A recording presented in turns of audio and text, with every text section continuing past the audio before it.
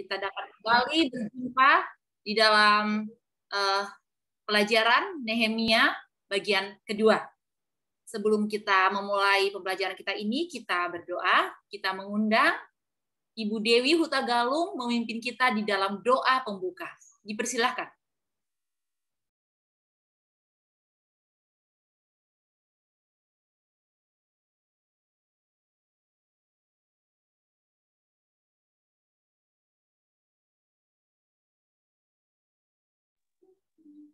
Ibu Dewi Hutagalung, silahkan pimpin kita di dalam doa pembuka.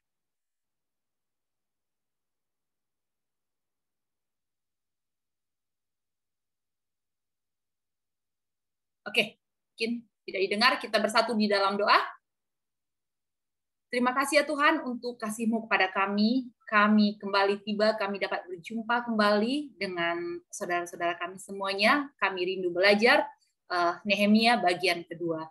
Bersama dengan Ibu Lady Malau, kiranya Roh Kudus-Mu bersama dengan dia berbicara melalui hamba-Mu ini. Bersama dengan kami juga buka setiap pikiran, kiranya permata-permata yang berharga dari pelajaran ini dapat termeterai di dalam hati kami.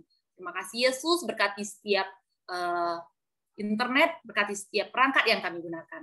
Dalam nama-Mu yang kudus kami telah berdoa. Amin.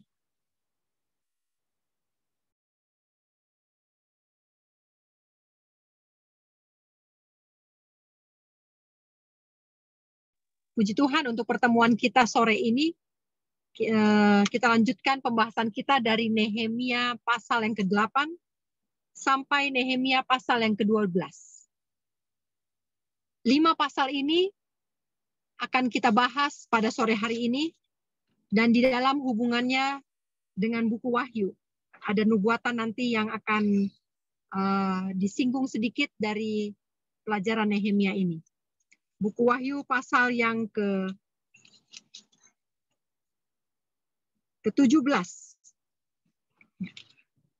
Baik.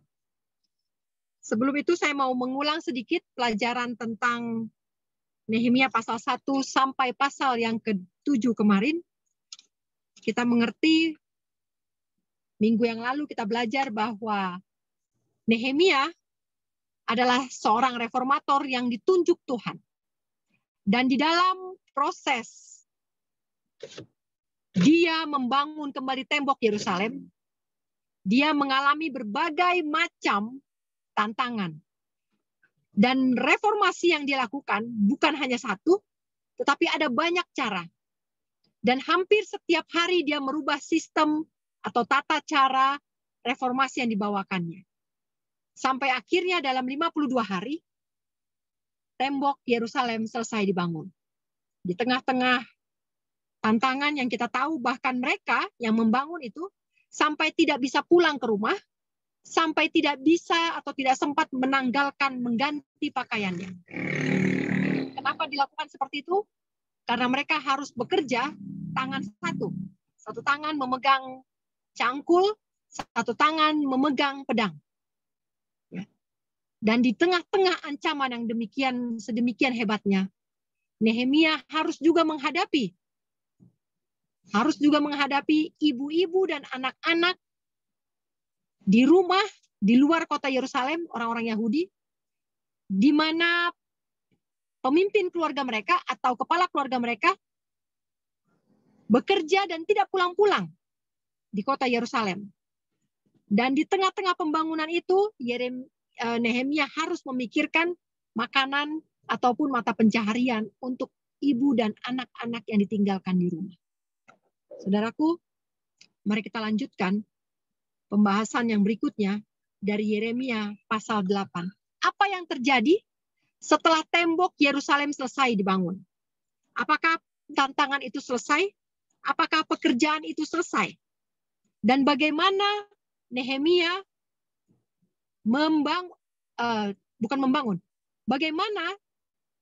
apakah parameter yang bisa kita pelajari di sini yang menunjukkan bahwa reformasi yang dilakukan Nehemia sudah berhasil. Saudaraku, kita buka Nehemia pasal yang ke-8. Nehemia pasal yang ke-8 ayat yang pertama menceritakan bahwa seluruh rakyat bangsa Israel berkumpul di halaman pintu gerbang yang sudah selesai dibangun. Dan bangsa itu sendiri meminta kepada Ezra. Ezra adalah ahli kitab atau ahli Taurat. Mereka meminta kepada Ezra supaya Ezra membawa Taurat Musa. Apa yang mereka inginkan? Apa yang mereka inginkan dari Taurat Musa? Sehingga mereka meminta Taurat itu dibawa di hadapan mereka. Saudaraku, cerita ini, Nehemia pasal 8, dimulai pada tanggal 1 bulan yang ke-7. Beberapa minggu yang lalu, ketika kita mempelajari hari-hari raya bangsa Israel, hari-hari raya orang Yahudi, kita mengetahui bahwa tanggal 1 bulan yang ke-7 adalah hari raya. Hari raya apa? Hari raya tiup serunai, tiup trompet. Setiap tanggal 1 bulan yang ke-7 adalah hari raya tiup trompet. Dan pada tanggal 10 bulan yang ke-7, 10 hari setelah hari raya trompet, adalah hari raya pendamaian. Dan kemudian tanggal 24 bulan 7 adalah hari raya Pondok Daun. Jadi dalam bulan 7 sendiri, di dalam bulan 7 sendiri ada 3 hari raya yang dilakukan oleh bangsa Israel. Jadi hampir 1 bulan itu, 1 bulan penuh, di bulan yang ke-7 itu, bangsa Israel tidak melakukan satu pekerjaan apapun. Karena mereka mengikuti atau merayakan 3 hari raya. Hari raya tiup trompet, hari raya pendamaian, dan hari raya Pondok Daun selama 1 minggu. Tetapi di sini dimulai pada tanggal 1 bulan yang ke-7, ini pertanyaan saya. Ketika mereka selesai membangun tembok Yerusalem, mereka meminta Ezra untuk membacakan kitab Taurat. Dan pada hari pertama bulan yang ke-7, mereka membaca dari kitab Taurat Musa. Tetapi pada waktu mereka membaca itu, ayat yang ketiga dikatakan, Ezra membacakan beberapa bagian daripada kitab itu di halaman di depan pintu gerbang air. Dari pagi sampai tengah hari. Jadi berapa lama mereka membaca kitab suci? Mereka membaca kitab suci selama setengah hari penuh. Dan itu mereka lakukan dalam posisi berdiri.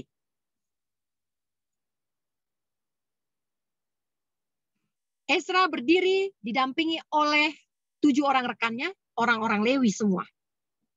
Dan ketika Ezra membuka Alkitab itu, kitab Taurat itu di depan mata semua bangsa, dia berdiri di atas mimbar, dan ketika dia berdiri di atas mimbar, maka semua bangsa berdiri. Itu sebabnya saya katakan bahwa pada saat mereka membaca setengah hari, mereka membaca kitab Taurat selama setengah hari, mereka semua dalam posisi berdiri. Kemudian setiap perkataan Ezra akan disambut dengan kata amin.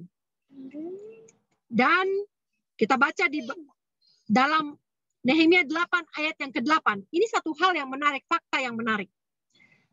Ketika Ezra membaca kitab itu, dan bukan hanya Ezra, tetapi orang-orang Lewi yang mendampingi dia membaca kitab itu, bagian-bagian daripada kitab itu, yakni Taurat Allah, dibacakan dengan jelas dan diberi keterangan-keterangan. Jadi ketika membaca Alkitab, berbeda pembacaan Alkitab pada zaman Raja Yosia, pada zaman Yerusalem sebelum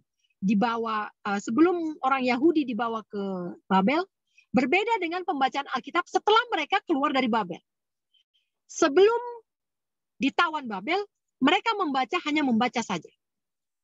Hanya membaca saja, semua kitab Musa dibaca. Diulang-ulang setiap kali hari upacara. Tetapi setelah mereka keluar dari Babel, cara membacanya berbeda. Bagaimana cara membacanya? Setiap dibaca, dijelaskan. Setiap dibaca, diberi keterangan. Jadi tidak sama lagi cara membaca Alkitab mereka. Apa yang membuat hal ini terjadi? Karena bangsa Israel sudah mengalami penawanan selama 70 tahun. Mereka punya frontal lobe sudah rusak. 70 tahun mereka sudah berada di kota Babylon. Dan 70 tahun lamanya, orang-orang yang kembali ke Yerusalem ini adalah mereka yang sudah lahir di Babel. Artinya, sejak lahir, mereka tidak pernah lagi mendengar kitab Taurat. Jadi cara membaca Alkitab, orang yang masih kenal, akrab dengan firman Tuhan, berbeda cara membacanya dengan mereka yang sudah bertahun-tahun dijajah di tanah kafir. Kenapa pembacaan Taurat Musa harus diberi keterangan? Alkitab mencatat dalam Nehemia 8 ayat 8, yaitu dilakukan hal demikian supaya mereka bisa mengerti. Supaya pembacaan itu bisa dimengerti, sehingga harus perlu diberi keterangan. Saudaraku, sebenarnya buku Nehemia ini, saudara-saudara bisa baca sendiri di rumah. Tidak perlu saya pimpin di sini untuk memahami apa yang sudah tertulis. Tetapi saat ini, ada banyak di antara umat manusia yang pikirannya sudah ditawan oleh hal-hal yang tidak sesuai dengan kehendak Tuhan. Sebenarnya Alkitab ini tidak perlu diterjemahkan oleh pembicara. Bahkan tidak perlu roh nubuat untuk menjelaskan, untuk menjadi terang kecil menjelaskan firman Tuhan ini. Firman Tuhan, Alkitab, ini sudah cukup sempurna. Dan seharusnya ini bisa dimengerti. Tetapi saudara, kenapa Tuhan turunkan roh nubuat sebagai terang kecil untuk membawa kita memahami terang yang lebih besar? Adalah karena otak manusia, Tuhan tahu, karena kekejian dosa sudah menawan otak manusia ribuan tahun, sehingga pada akhirnya di abad yang ke-18, Tuhan merasa perlu untuk memberikan wahyu kepada seorang perempuan, yaitu hamba Tuhan Nyonya White. Tuhan merasa perlu untuk memberikan terang yang lebih kecil, agar pikiran-pikiran yang sudah tertawan ini bisa mengerti. Kemudian ayat yang ke-9. Lalu Nehemia, yakni kepala daerah, Imam Ezra, orang Lewi, berkata kepada mereka semua. Jadi ada berapa orang yang memimpin upacara pada saat itu, pada tanggal 1 bulan 7? Ada 3 orang. Kepala daerah, Nehemia sebagai pemerintah sipil, kemudian Imam Ezra sebagai pemerintah rohani, pimpinan rohani, dan kemudian orang-orang Lewi sebagai pemuka masyarakat. Jadi 3 jabatan ini berkolaborasi. Berkolaborasi sehingga kalimat terakhir dalam ayat yang ke-9 katakan, semua orang menangis ketika mendengar kalimat Taurat itu. Tidak bisa bertobat sendirian imam. Pendeta jemaat tidak bisa bertobat kalau anggota majelis tidak bertobat juga. Anggota majelis tidak bisa bertobat kalau imamnya tidak bertobat. Jadi seluruh aspek di dalam sebuah organisasi harus bertobat. Satu bangsa sudah menjadi dan ketika satu bangsa bertobat, mereka bisa bertobat karena apa? Karena ketiga pemimpin ini terlebih dahulu bertobat. Ingat pelajaran kita dari Imamat pasal 16. Ketika hari pendamaian tiba, siapa yang terlebih dahulu dituntut untuk mengakui dosanya dan dituntut untuk membersihkan dosanya? Imam. Yang kedua adalah orang-orang pimpinan pemuka masyarakat. Baru yang ketiga, seluruh bangsa bisa bertobat. Pada Nehemia 8 ayat yang ke-9, prinsip yang sama sedang dilakukan oleh bangsa Israel. Kita lanjut ke ayat yang ke-10. Lalu berkatalah ia kepada mereka, pergilah kamu, makanlah sedap-sedapan dan minumlah minuman yang manis. Dan kirimlah sebagian kepada mereka yang tidak sedia apa-apa. Karena hari ini adalah kudus bagi Tuhan kita. Jangan kamu bersusah hati Sebab sukacita karena Tuhan itulah perlindunganmu. Saudara-saudara, kalau mau merayakan hari Tuhan, kalau mau menyediakan waktu untuk pembacaan firman Tuhan, jangan lakukan hal yang lain. Itu katanya. Jangan lakukan hal yang lain. Nasihat kepada bangsa Israel pada waktu mereka merayakan hari raya yang pertama setelah mereka pulang dari Babel, apa yang mereka lakukan? Makan dan minum dan berbagi. Makan, minum, dan berbagi. Jangan susah hati. Jangan pikirkan yang lain. Saudara, kalau mau berdamai sama Tuhan, kalau mau menurut perintah Tuhan, kalau mau ikut jalan Tuhan, jangan pikirkan A, B, C, D. Iman kita harus simpel. Menurut ya menurut. Jangan pikirkan kalau saya menurut nanti saya makan apa. Kalau saya menurut nanti anak saya sekolah apa. Bersusah hati. Mau bertobat tapi susah hatinya. Tidak ada kelepasan bagi orang yang demikian. Pelajaran kita bisa ambil dari bangsa Israel adalah ketika saya mau menurut, ketika saya mau bersungguh-sungguh bertobat, jangan susahkan hatimu dengan hal yang lain. Bahkan dengan makanan pun tidak boleh.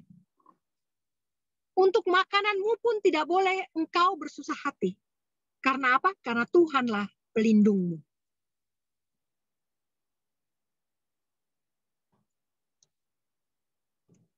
Kita lanjut ke ayat yang ke-13. Itu terjadi pada hari pertama bulan 7. Ya. Pada tanggal 1 bulan 7, mereka membaca Alkitab, yaitu membaca kitab Taurat Musa, dan mereka dipimpin oleh 3 pemimpin, yaitu Nehemia, Ezra, dan orang-orang Lewi. Dan ketika mereka membaca, bacaan itu diberi keterangan, diberi penjelasan, sehingga mereka mengerti. Dan ketika mereka mengerti, mereka tersentuh dan menangis. Dan ketika mereka menangis, pemimpin mereka katakan, stop menangis, jangan lagi menangis, mari bersukacita, karena Tuhan perlindungan kita. Jangan bersusah hati. Kita sudah berhasil, kita sudah menurut, kita sudah di jalan yang benar, maka jangan bersusah hati. Tetapi, pada hari yang kedua, 1 hari sudah berlalu, hari yang kedua, masuk hari yang kedua. Apa yang terjadi di ayat yang ke-13? Pada hari yang kedua, bulan 7, hari yang kedua, kepala-kepala kaum keluarga, jadi para bapak, kepala keluarga, para imam, dan orang Lewi berkumpul. Mereka ngumpul kepada Ezra. Apa yang mereka lakukan? Mereka terus meneliti, menelaah kitab Taurat itu. Saudaraku, hari pertama, semua bangsa mendengar. Dan mereka bertobat. Hari kedua, pada hari yang kedua, hanya segelintir orang yang berkumpul. Hanya siapa yang berkumpul? Para bapak, pimpinan keluarga, kepala keluarga, imam, dan orang Lewi bersama dengan Ezra. Kemana yang lainnya? Yang lainnya melakukan kembali kepada pekerjaan mereka. Apa yang mereka lakukan? Mereka menelaah kembali kitab suci. Mereka tidak puas hanya mendengar, tetapi mereka mengambil kitab itu dan membacanya sendiri. Saudara-saudaraku, bacaan firman Tuhan bukan hanya untuk didengar. Saya bukan anti ibadah Zoom, ya. Saya bukan anti ibadah Zoom. Tetapi saudara, kalau mau dengar-dengar saja, bertobat, itu akan terjadi sementara. Saudara, pengalaman Advent yang pertama, Advent Movement, pengalaman yang pertama, tahun 1844, apa yang terjadi? Ketika mereka mendengarkan William Miller berkhotbah, mereka digerakkan dan dikobarkan dan mereka bertobat. Tetapi lihat siapa yang selamat. Saudaraku, William Miller memenangkan 50.000 orang. Tetapi lihat siapa yang terus-menerus di dalam pekabaran Advent. hanya 50 orang. Apa bedanya yang 49.950 orang dengan 50 orang yang tersisa ini? Apa bedanya? Tahun 1844, ketika kekecewaan itu terjadi, 49.950 orang itu cuma dengar-dengar saja. Tetapi 50 orang yang berkumpul, Nyonya White, James White, Bates, Joseph Bates, Kellogg, dan banyak lagi yang lain, Uriah Smith, banyak lagi yang lain, 50 orang ini, setelah kekecewaan besar, setelah semua meninggalkan mereka, terus di dalam penyelidikan kitab suci. Saudaraku, kalau saudara rajin Zoom, hadir terus di dalam Zoom apapun, suka mendengar firman Tuhan, percayalah, ketika shaking yang terjadi, shaking terakhir itu terjadi, saudara akan terlempar terkeluar.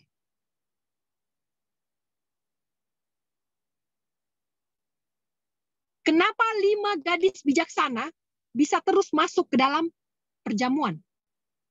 Kenapa 5 gadis yang bodoh padam lampunya?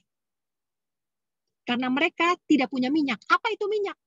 Minyak adalah lambang dari penelitian dan penyelidikan firman Tuhan yang mandiri.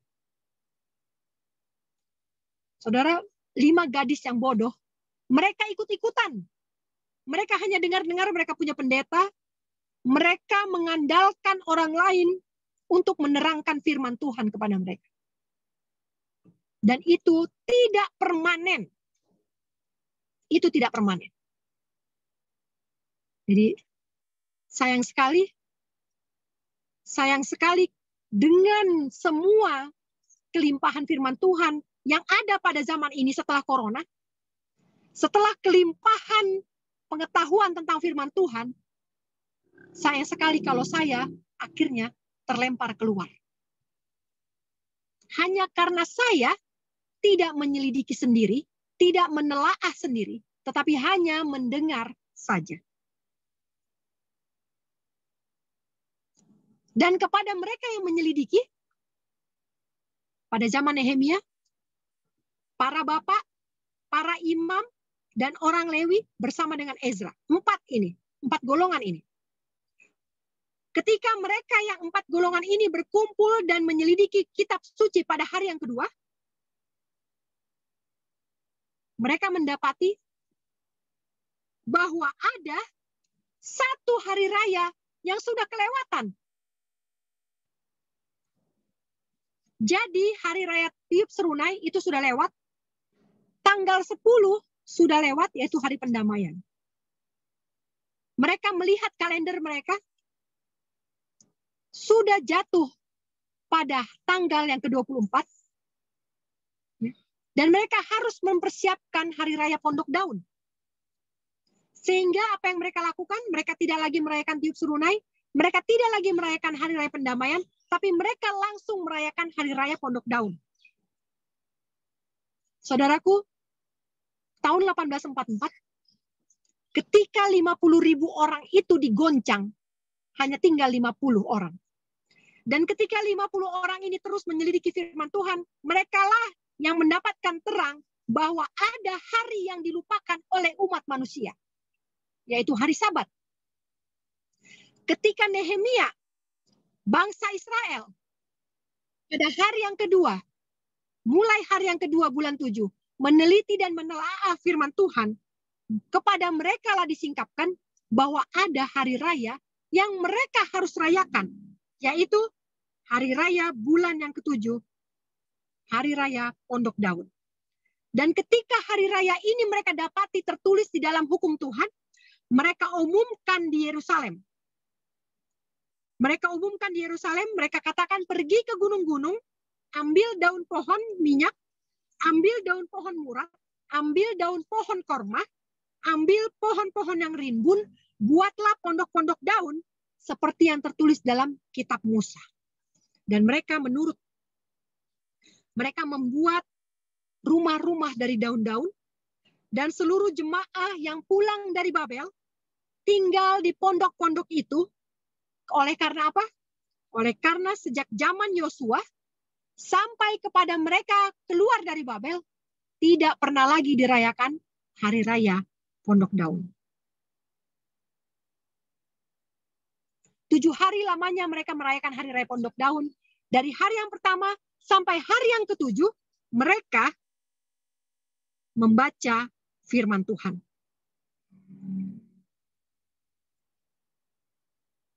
Saudara-saudara yang kekasih dalam Tuhan,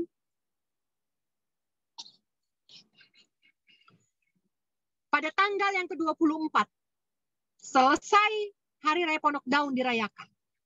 Tanggal yang ke-24, bulan yang ke-7. Mereka berkumpul kembali, berpuasa dan mengenakan kain kabung.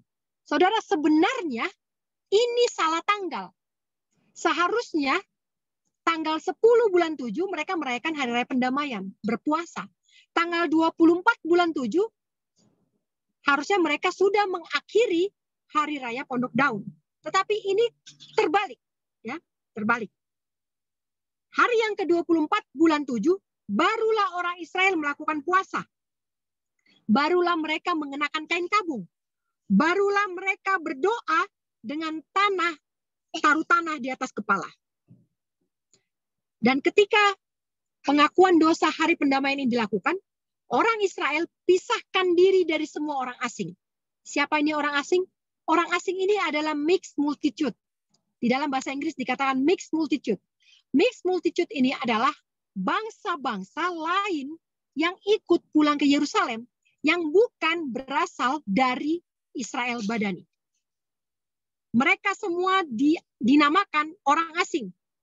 Dan pada hari pendamaian, orang Israel pisahkan orang asing.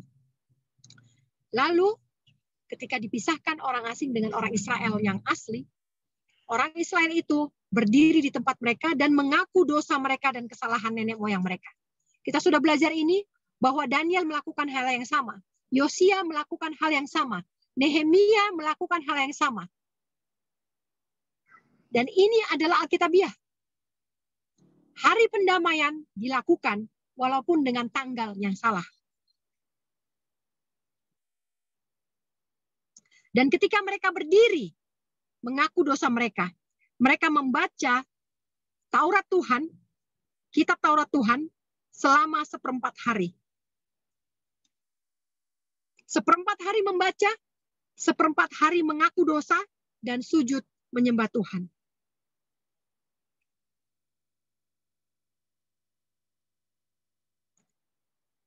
Ada sesuatu yang menarik dari Nehemia pasal 9 ayat yang keempat. Kita baca Nehemia pasal 9 ayat yang keempat.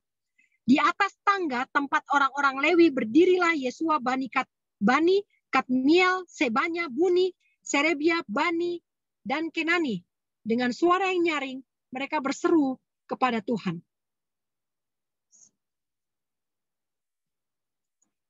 Siapakah orang-orang yang disebutkan di sini? Siapakah orang-orang Lewi ini? Kenapa nama mereka?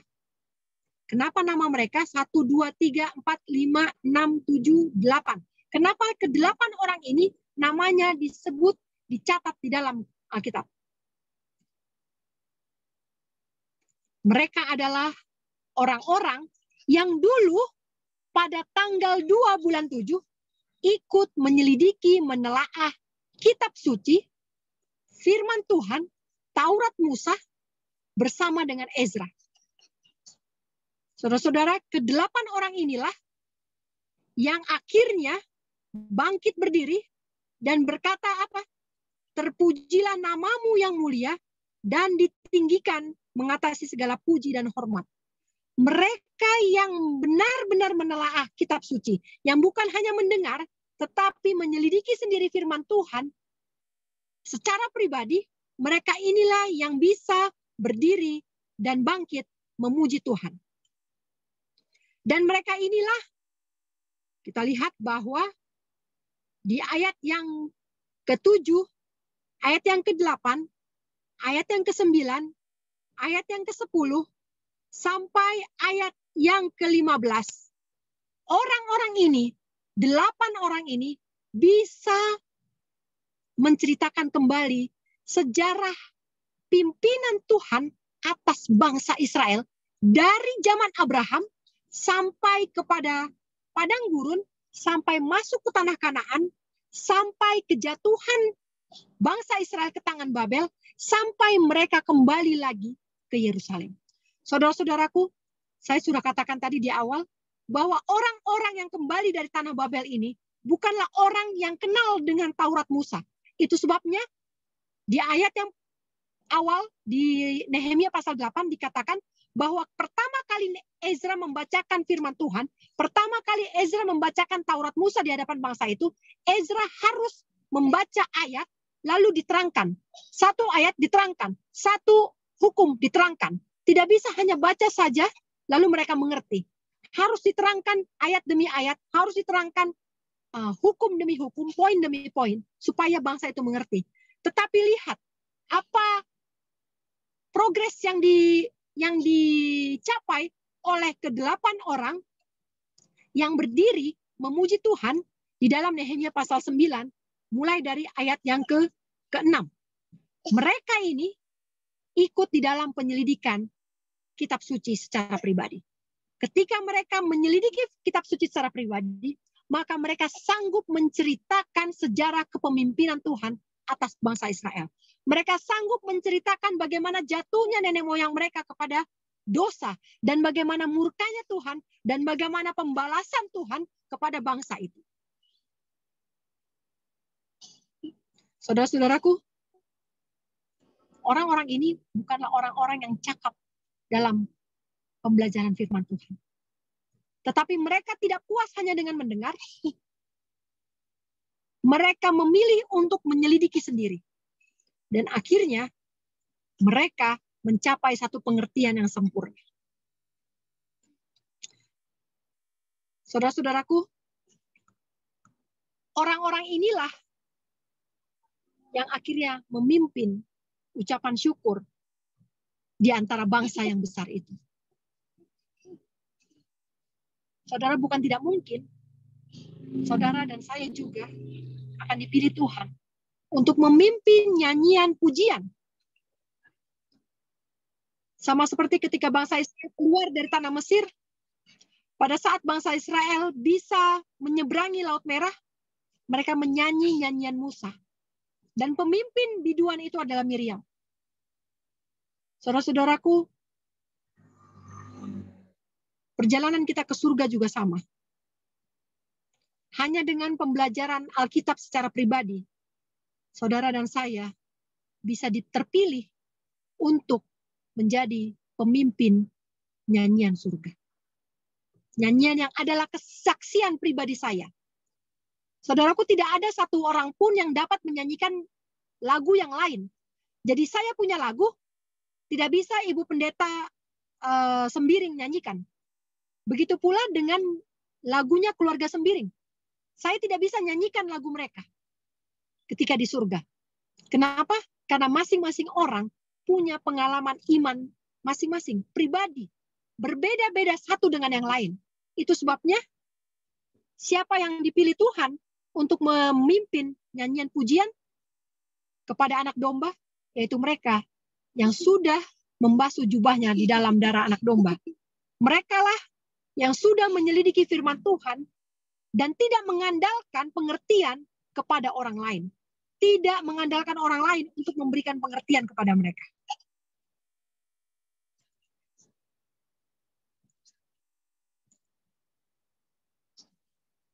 Kita baca di dalam Nehemia pasal yang 10 bahwa akhirnya semua itu ditulis di dalam satu piagam, satu catatan. Dan catatan itu dipelihara di dalam bait suci sampai kepada zaman Yesus. Semua memisahkan diri. Semua tidak bercampur dengan penduduk-penduduk kafir yang sebelumnya mereka akrab bergaul dengan mereka.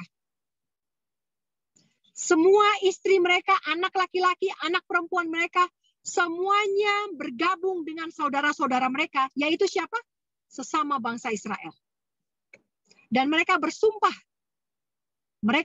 bangsa Israel bersumpah untuk bisa hidup menurut sesuai dengan hukum yang diberikan kepada bangsa itu melalui perantaran Musa.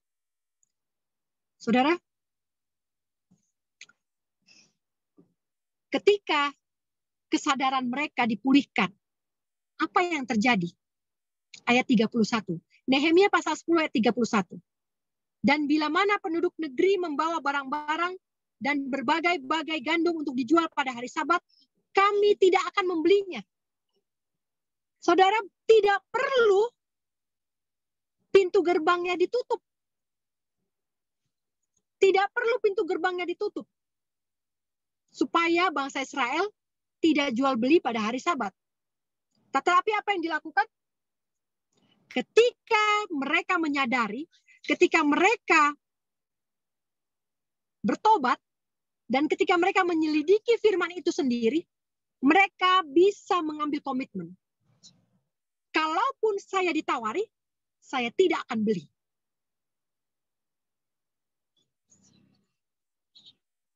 Kalaupun saya menghasilkan panen, saya tidak akan panen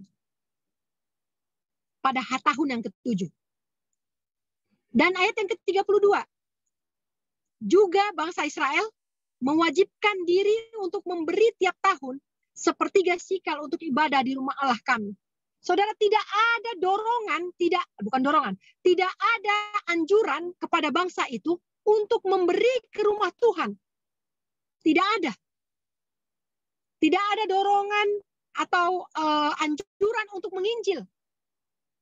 Tetapi bangsa itu yang sudah paham akan firman Tuhan, dengan sendirinya akan timbul komitmen dari hatinya bahwa saya harus memberi kepada rumah Tuhan. Saya harus menyokong pekerjaan bait suci. Saya harus tekun memelihara hari Sabat. Saya tidak akan berjual beli pada hari Sabat. Saya akan memelihara semua pekerjaan di rumah Tuhan kami. Bahkan kayu api di rumah Tuhan pun mereka akan bawa, masing-masing keluarga bawa kayu api untuk mezbah bakaran. Dan tiap tahun mereka tidak ketinggalan untuk memberi persembahan. Saudara, tidak ada yang perlu didorong-dorong kalau masing-masing anggota jemaat sudah memahami dan mempelajari sendiri firman Tuhan. Ketika saudara dan saya mandiri dalam pembelajaran firman Tuhan, maka pemberian itu akan otomatis.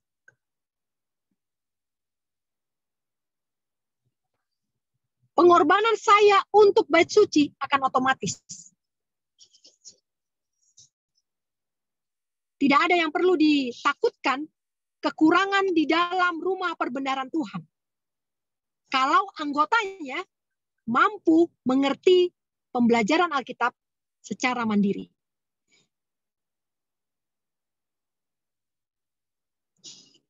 Nehemia pasal yang ke-11.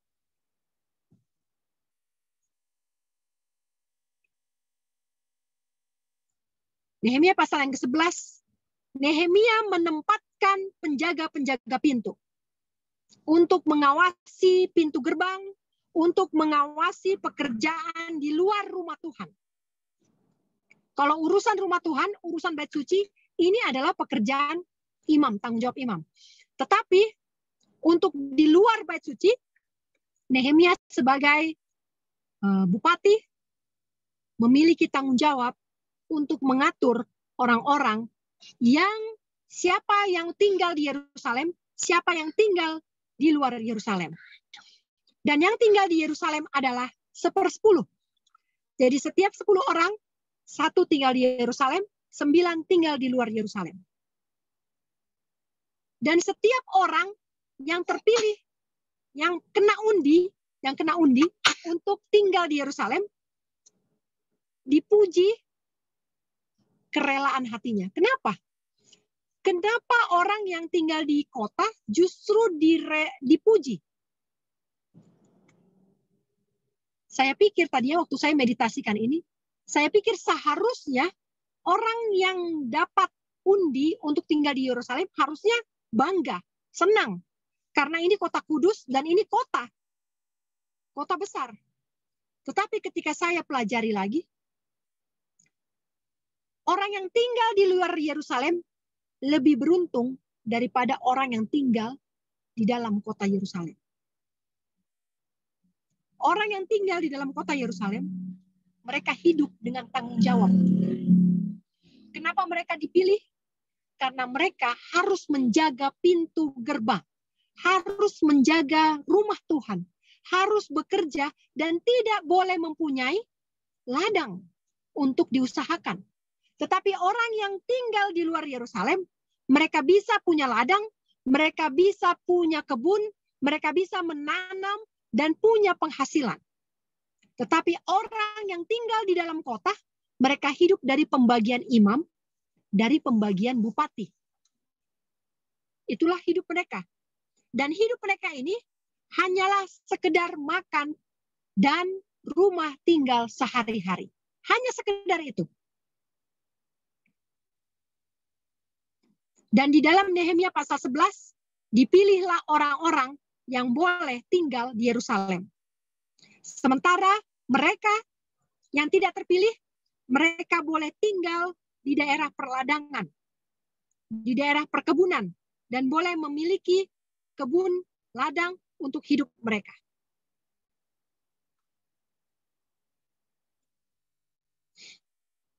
Saudara-saudara, kita sampai kepada Nehemia pasal 12. Di dalam Nehemia pasal 12, akhirnya pencatatan silsilah bangsa Israel selesai. Saudara, tadinya waktu di Babel, mereka tidak punya catatan silsilah. Mereka tidak tahu mereka ini marga apa, mereka tidak tahu mereka ini suku apa, karena masing-masing sudah pakai nama bapaknya. Tidak ada lagi yang pakai nama suku Lewi, suku Ruben, suku Yehuda, suku Benyamin, tidak ada lagi yang pakai itu. Tidak ada lagi yang pakai nama anak-anak Yakub. Tetapi masing-masing orang Israel sudah pakai nama bapaknya sendiri-sendiri. Dan ketika di Babel, ketika keluar dari Babel, mereka bahkan tidak tahu mereka masuk golongan yang mana. Dan ini yang harus dibereskan oleh Nehemia. Nehemia membuat satu catatan yang terperinci, siapa-siapa kepala kaum keluarga mereka dan para imam yang bertugas sampai pemerintahan Raja Darius, orang Persia. Jadi sampai pemerintahan Darius, catatan ini tetap dipelihara dan di-maintain, dibukukan. Ya. Tetapi setelah itu mereka tidak lagi memelihara atau mengupdate catatan ini.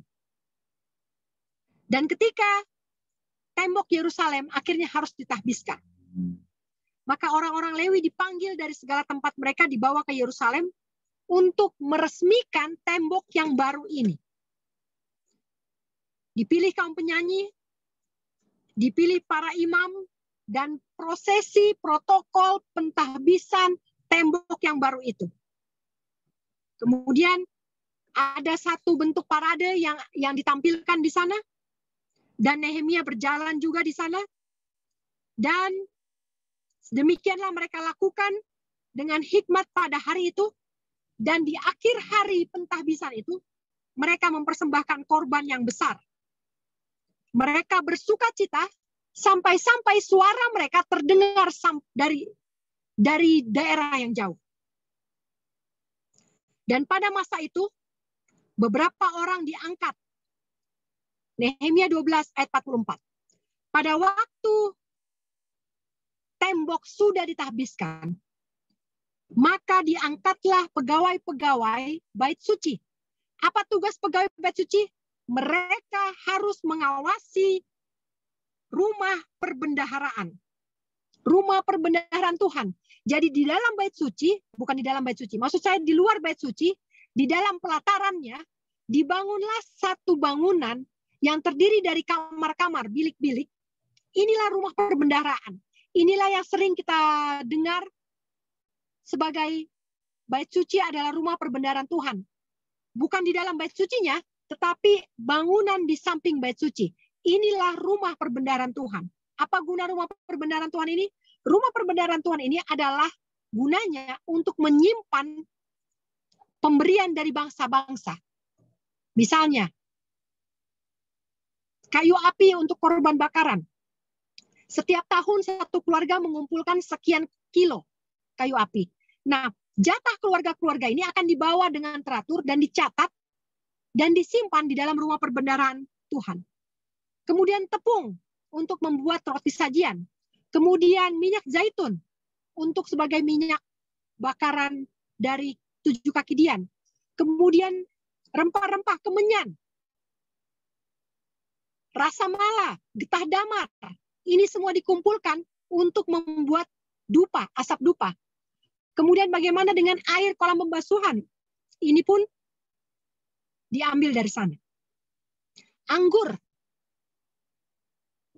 lampu-lampu atau lilin-lilin, tirai, semuanya ini disimpan dalam rumah perbendaharaan Tuhan.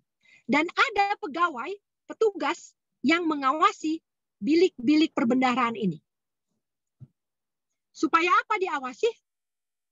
Supaya persembahan, persepuluhan, dan sumbangan-sumbangan yang sesuai dengan hukum menjadi bagian para imam dan orang-orang Lewi. Jadi saudara, imam dan orang Lewi akan datang ke ladang-ladang di luar Yerusalem untuk mengumpulkan persepuluhan dan persembahan. Dan ini semua akan dibawa ke rumah perbendaharaan Tuhan.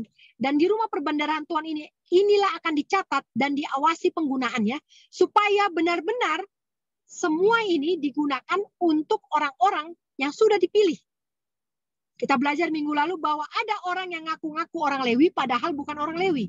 Dan diputuskan bahwa orang yang seperti itu tidak akan mendapat bagian dari persembahan dan persepuluhan.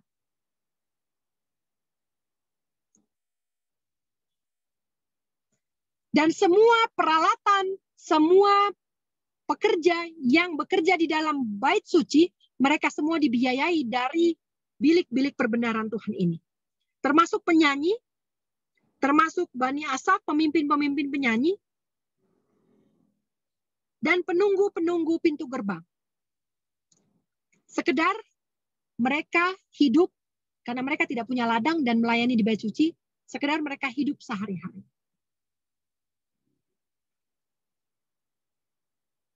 Jadi saudara, kenapa saya perlu menjelaskan rumah perbendaharaan Tuhan ini? Karena di dalam Nehemia pasal 13 ada penyimpangan yang terjadi. Dan kalau kita ingat 1 Korintus 10 ayat 11, bahwa pelajaran bangsa Israel, apa yang terjadi pada bangsa Israel, menjadi pelajaran bagi kita yang hidup di zaman akhir. Pada masa itu, bagian dari kitab Musa dibacakan dan didengar oleh rakyat. Nehemia pasal 13 ayat yang pertama. Dan didapati, di situ ditulis bahwa bangsa Amon dan bangsa Moab tidak boleh masuk ke dalam jemaah Tuhan selama-lamanya. Jadi ada dua bangsa yang Tuhan najiskan untuk bercampur dengan orang Israel.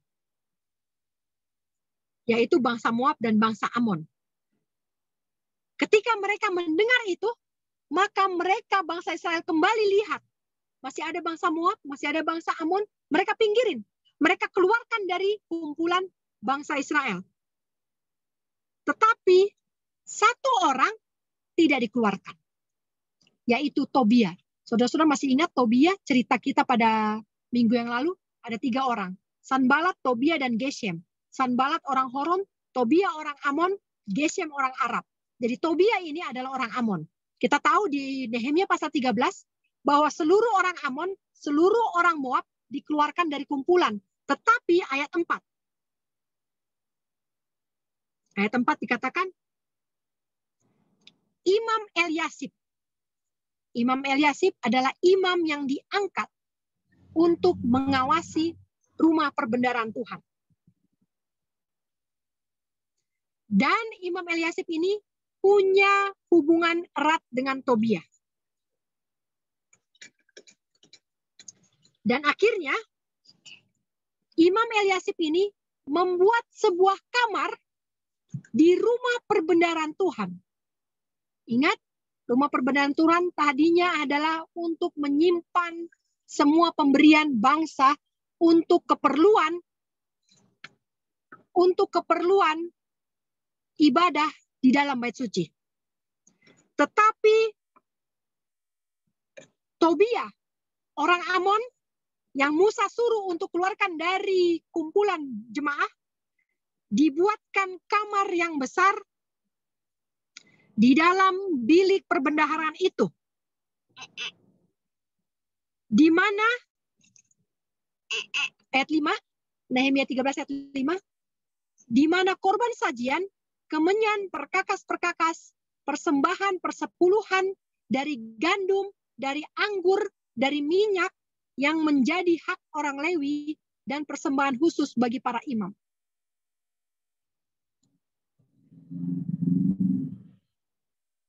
Jadi, saudara-saudara, ketika Tobia dibuatkan kamar di dalam rumah perbendaharaan Tuhan,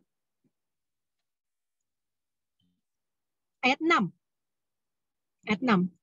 Ketika Tobia dibuatkan kamar di dalam rumah perbendaharaan Tuhan, Nehemia ternyata sedang tidak berada di Yerusalem. Di mana Nehemia berada?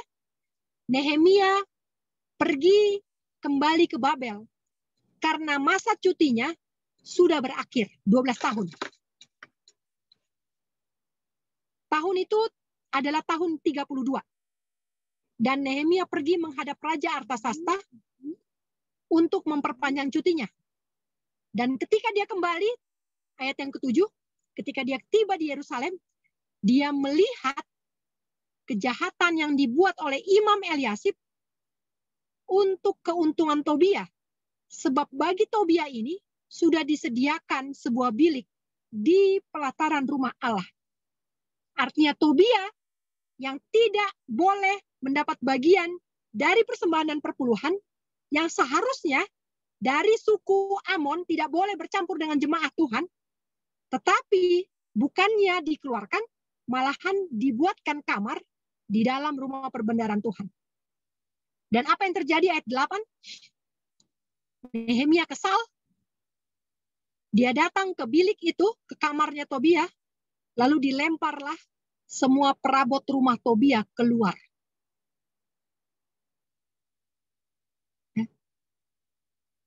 Ayat 9, setelah itu, setelah dilempar semua, saudaraku, Nehemia ini bukan orang yang terlalu sopan ya. Pada waktu dia usir Sanbalat di Nehemia pasal yang kedua, dia nggak pakai basa-basi. Kalau dia tahu itu melanggar, dia langsung bilang, kau keluar, kau tidak dapat bagian di sini. Keluar, usir. Pada waktu dia melihat penyimpangan di rumah perbendaharaan Tuhan, apa yang dilakukan oleh Nehemia, dia usir. Bukan dia usir dengan kata-kata, langsung dia buang perabot Tobia keluar. Dia lempar keluar perabot-perabotnya. Kemudian setelah ditahirkan, rumah perbendaharaan Tuhan ditahirkan, ayat 10, sumbangan-sumbangan orang Lewi tidak pernah diberikan lagi. Ayat 10 berhubungan dengan ayat yang ke-5. Jadi sebelum Tobia dibuatkan kamar, orang-orang Israel memberikan dengan rutin persembahan mereka. Tetapi setelah Tobia dibuatkan kamar di dalam rumah perbendaharaan Tuhan, orang yang seharusnya tidak berada di sana, orang yang seharusnya dinyatakan najis oleh bangsa itu, tetapi malah dijadikan pengawas untuk rumah perbendaharaan Tuhan, yang terjadi adalah sumbangan-sumbangan tidak datang lagi. Pemberian-pemberian persembahan tidak datang lagi ke dalam rumah perbendaharaan Tuhan. Sehingga ayat 10, orang-orang Lewi, para penyanyi yang bertugas dalam Ka'bah Tuhan, masing-masing kabur cari makan ke ladang yang lain. Mereka bertani. Kenapa orang Lewi bertani? Karena sudah tidak makan. Kenapa tidak makan? Karena pemberian bangsa itu stop. Kenapa pemberian bangsa stop? Karena mereka melihat ada kecurangan di sana. Dan ayat yang ke-11. Nehemia menyesali para penguasa. Dia katakan, kenapa rumah Tuhan dibiarkan begitu saja? Lalu dia kumpulkan kembali orang-orang Lewi yang sudah kabur, pergi jadi petani. Yang seharusnya mereka tidak boleh bekerja dan hanya makan dari rumah Tuhan. Mereka sudah cari uang di luar rumah Tuhan. Karena sudah tidak makan. Dan Nehemia kumpulkan kembali orang-orang Lewi itu. Dan dia kembalikan lagi ke tempatnya. Dan ketika orang Lewi dikembalikan ke tempatnya, saudara, ini adalah reformasi. Reformasi yang terjadi setelah tembok selesai adalah menyingkirkan orang-orang yang seharusnya tidak mendapat hak dan bagian di dalam rumah perbendaharaan Tuhan. Dan ketika orang Lewi dikembalikan lagi pada tempatnya, ayat 12, maka seluruh orang Yehuda membawa lagi persembahan dan persepuluhan itu ke rumah perbendaharaan. Saudara-saudaraku, ayat yang ke-15. Saya mau buktikan bahwa Nehemia ini bukan orang yang terlalu ramah di dalam menyampaikan reformasi. Pada ayat yang ke-15, ketika itu Nehemia melihat di Yehuda ada orang-orang peras anggur pada hari Sabat. Ada orang-orang bawa gandum pada hari Sabat. Lalu diperingatkan, siapa yang membawa anggur pada hari Sabat? Orang Yehuda. Orang Yehuda yang di mana? Orang Yehuda yang tinggal di luar Yerusalem. Jadi ketika hari Sabat, kan orang-orang dari luar Yerusalem pada datang ke Yerusalem. Karena bait suci cuma ada di Yerusalem. Waktu mereka datang untuk worship hari Sabat, mereka sambil bawa jualan. Sambil bawa gandum sekalian ke Yerusalem. Sambil bawa anggur. Sambil membawa bahan makanan. Apakah ada yang membeli di Yerusalem? Ternyata ada orang Tirus, ayat yang ke-16. Ada orang Tirus yang tinggal di sekitar situ juga. Mereka bawa ikan, bawa barang-barang dagangan. Jadi ketemulah orang Yehuda dan orang Tirus di Yerusalem pada hari Sabat. Dan mereka tukar barang dagangan. Saudara, jangan sampai dagang di dalam gereja pada hari Sabat. Apalagi ngumpulin taken list pada hari Sabat di dalam gereja. Saudaraku, ini kekejian buat Tuhan. Itu sebabnya Tuhan tutup semua rumah-rumah peribadatan. Karena tidak lagi sesuai dengan apa yang Tuhan rencanakan. Karena tidak ada lagi orang seperti Nehemia yang mampu mereformasi, maka lebih baik Tuhan tutup daripada kekejian bertambah-tambah. Saudara, saya melihat praktik-praktik ini hidup di gereja-gereja kita. Sambil datang hari Sabat, sambil berdagang. Cari dana, jual tiket pada hari Sabat, jual buku pada hari Sabat. Kenajisan di rumah Tuhan. Apa yang dilakukan oleh Nehemia pada ayat yang ke-17? Lalu aku menyesali pemuka-pemuka orang Yehuda. Kataku kepada mereka, kejahatan apa yang kamu lakukan ini dengan melanggar kekudusan hari Sabat. Dan disitulah Nehemia katakan bahwa kalau sudah remang-remang, pintu gerbang Yerusalem harus ditutup dan tidak boleh dibuka. Jadi saudaraku, tidak ada yang boleh masuk ke Yerusalem kalau sudah buka Sabat, matahari terbenam. Tidak boleh ada muatan yang masuk. Tapi orang-orang ini kepala batu. Orang-orang ini kepala batu. Ayat 20 katakan, orang-orang yang berdagang itu, karena tidak dibuka, mereka tidak bisa masuk, mereka tidak pulang, tapi mereka nginep di depan tembok, menginap bermalam di depan tembok.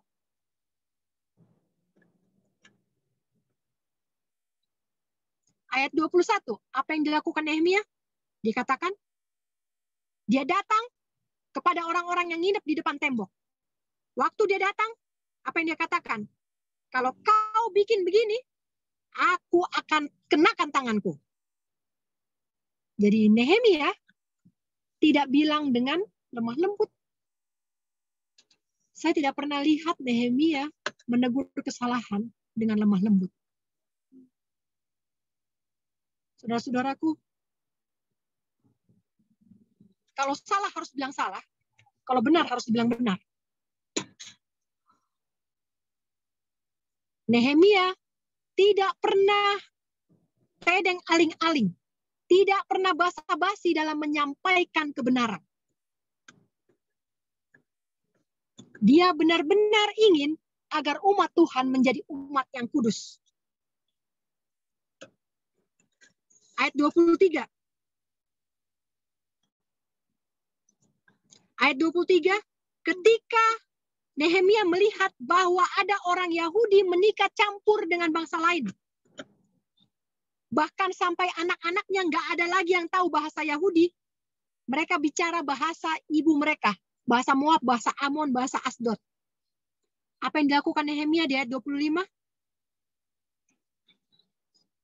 Dipanggil, mereka yang kawin campur ini dipanggil, dipukuli, dan dijambak rambutnya.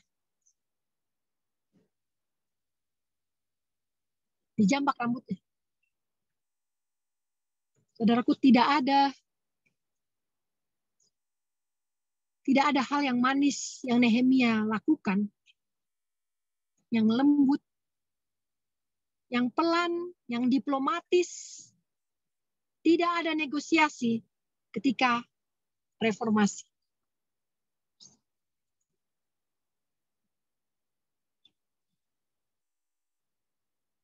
Dan Nehemia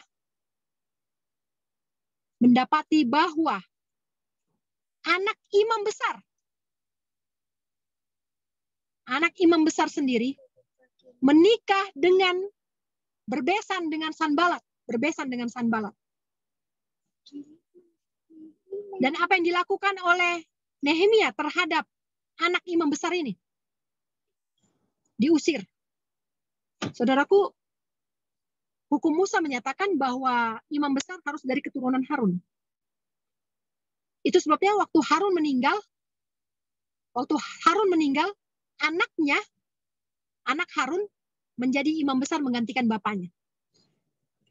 Dan anak imam besar Eliasib menikah atau berbesan dengan Sanbalat, orang Horon. Dan itu diusir oleh Nehemia. Tidak terpilih menjadi imam besar.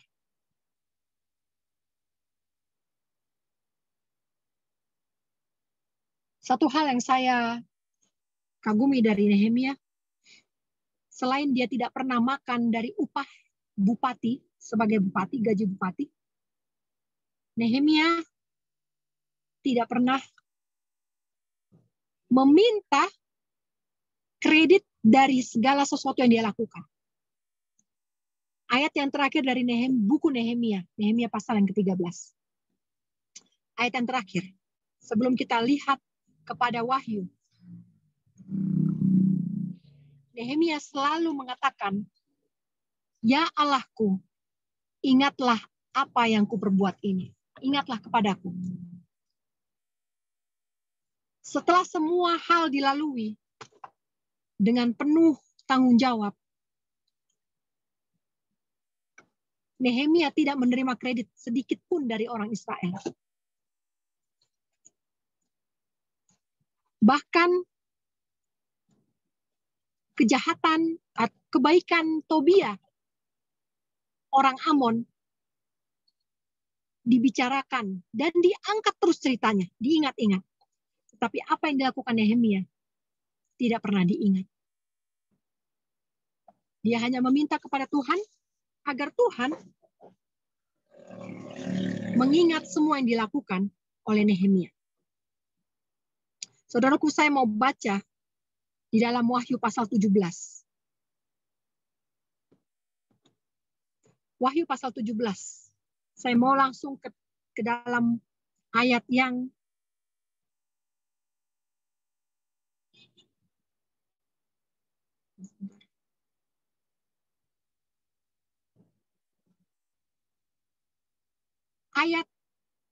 yang keempat.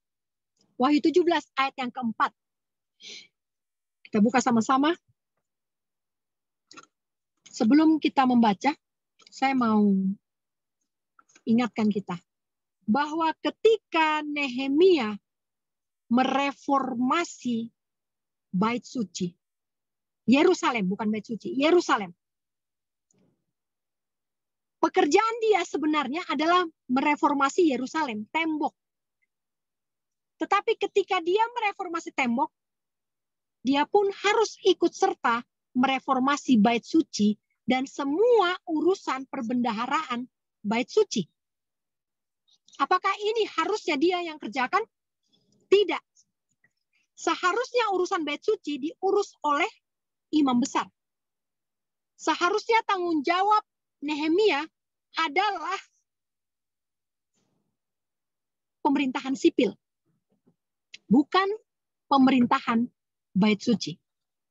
Tetapi karena imamnya Eliasib, ketika imam besar itu serong di dalam menjalankan tanggung jawabnya, sehingga Nehemia harus masuk dan mereformasi juga rumah perbendaharaan Tuhan.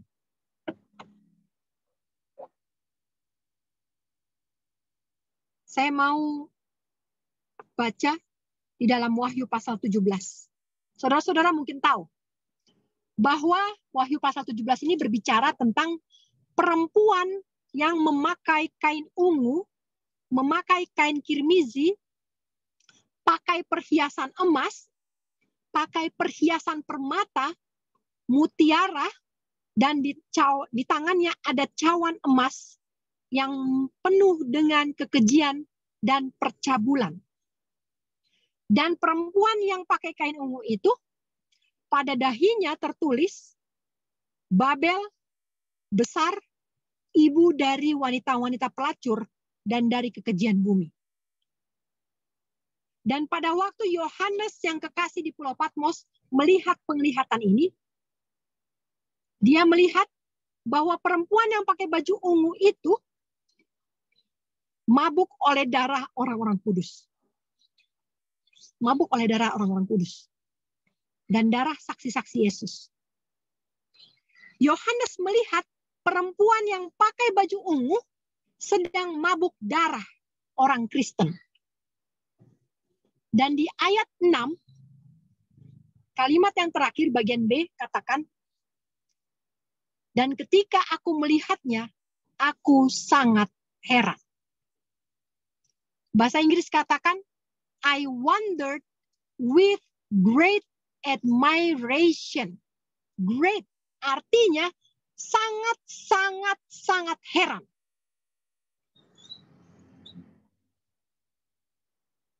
Saudaraku, pernahkah saudara merasa bahwa ayat ini aneh? Kenapa Yohanes heran melihat perempuan itu mabuk darah? Apakah Yohanes heran karena belum pernah melihat perempuan yang mabuk? Ataukah Yohanes heran karena belum pernah melihat orang mabuk sambil minum darah? Saudaraku, buku Revelation, Daniel and Revelation, mengungkapkan kenapa Yohanes heran adalah karena perempuan yang memakai baju ungu itu adalah perempuan yang dia lihat di Wahyu dan dia tulis di Wahyu pasal yang ke-12. Saudaraku, kita buka Wahyu pasal yang ke-12. Kita tinggalkan dulu perempuan yang berbaju ungu. Kita masuk ke dalam Wahyu pasal yang ke-12. Ayat yang ke-1. Saudara, di dalam buku Wahyu hanya ada 2 simbol perempuan. Yang pertama adalah perempuan di Wahyu 12. Perempuan yang digambarkan memakai baju putih, memakai baju seperti matahari, bulan di kaki, mahkota 12 bintang di kepalanya, dan sedang mengandung, hendak melahirkan. Saudaraku, Wahyu pasal yang ke-17 menceritakan bahwa ada perempuan yang pakai baju ungu. Yang sebelumnya memakai baju kemuliaan, baju kemuliaan. Kenapa Yohanes heran? Oleh karena dia heran bukan karena dia melihat Roma mabuk darah orang-orang kudus. Saudaraku, dia tidak heran melihat kekejaman Roma. Dia tidak akan heran. Kenapa? Karena dia korban dari kekejaman pemerintahan Roma. Dia ada di Pulau Patmos karena pemerintahan Roma. Tetapi apa yang membuat dia heran pada saat itu adalah karena perempuan yang dia lihat, yang dia tulis dalam Wahyu pasal 12, adalah perempuan yang sama dengan perempuan yang dia lihat dan dia tulis di Wahyu pasal yang ke-17. Saudaraku, apa yang membuat Yohanes heran adalah karena perempuan yang sama dulu pakai baju putih, sekarang sudah jadi pelacur.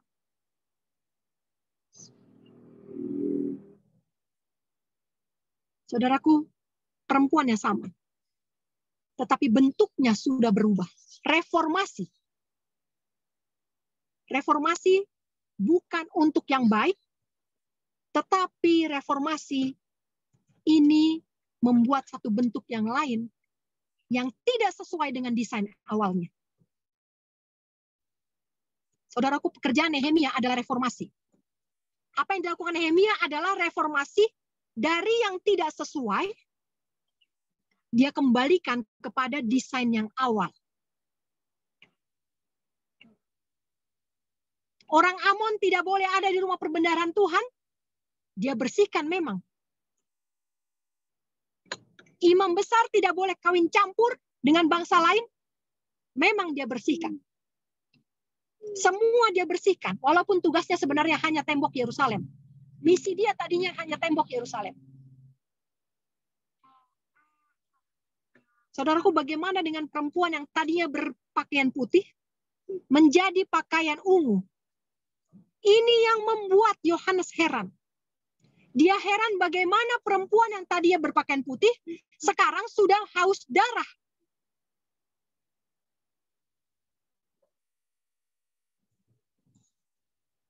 Itu sebabnya malaikat katakan, mengapa engkau heran?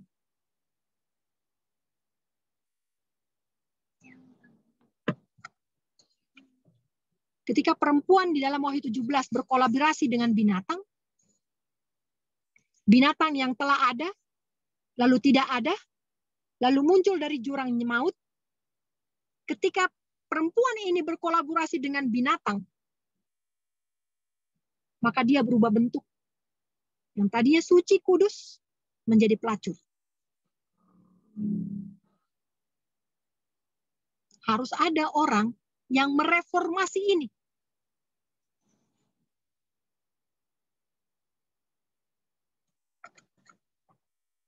Reformasi Nehemia bukan hanya reformasi tembok Yerusalem. Ketika saya mau membangun tembok, saya harus pastikan dulu apa yang di dalam tembok memang sudah sesuai dengan desainnya Tuhan. Ketika saya mau memperbaiki sesuatu, membangun tembok, saya harus bisa pastikan bahwa apa yang peribadatan yang terjadi di dalamnya memang sesuai dengan standar yang Tuhan berikan. Saudara, Wahyu 17 ayat yang ke-6 adalah satu bentuk deformasi, bukan reformasi.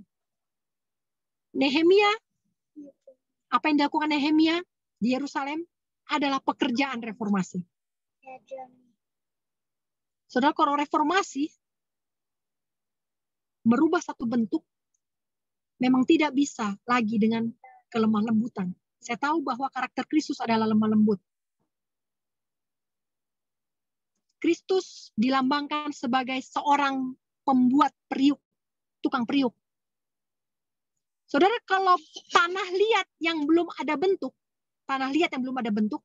harus dengan kelembutan dibentuk, sehingga bisa menjadi berguna. Tetapi kalau tanah liat itu sudah bentuknya guci, sudah berbentuk guci, lalu saya mau reformasi, saya mau rubah bentuk menjadi penggorengan belanga, mau saya berubah bentuk menjadi belanga, apa yang saya harus lakukan? Apakah bisa dengan kelembutan? Tidak. Harus saya pecahkan dulu guci itu, saya pecahkan dulu, lalu saya kasih air lagi, saya bikin lembek lagi, baru dengan kelembutan membentuknya menjadi bentuk yang baru. Tapi untuk menghancurkan bentuk yang lama, kesalahan yang sudah lama dipelihara, saudara, sedikit demi sedikit tidak akan berhasil. Saudara, saya tinggal di kota sejak lahir. Ketika saya pindah ke gunung, saya katakan ini kesaksian saya. Saya pindah perlahan-lahan. Saya masih punya rumah 2. Di kota 1, di gunung 1. Suami saya bekerja di kota, lalu Jumat, Sabtu, Minggu saya pindah ke gunung. Saudara, tidak ada hasilnya pekerjaan seperti itu. Tidak ada yang direformasi dari kehidupan yang seperti itu.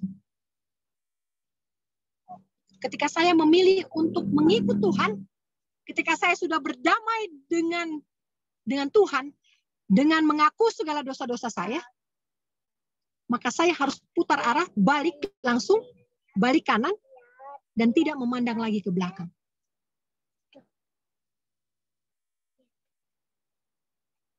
Kalau pikir mau tinggalkan dosa sedikit-sedikit, saudara-saudara, percayalah, kita akan tertipu. Kau tinggalkan sekaligus. Berdamai dengan Tuhan. Tidak perlu rasa-rasa saya sudah berdamai. Lihat bangsa Israel. Nehemia sudah berdamai dengan Tuhan sebelum dia memulai reformasinya. Tetapi dia mengulangi lagi pendamaian itu setelah tembok yang dilakukannya, yang dibangunnya, berhasil berdiri. Setelah tembok itu selesai, Nehemia kembali melakukan pendamaian dengan Tuhan.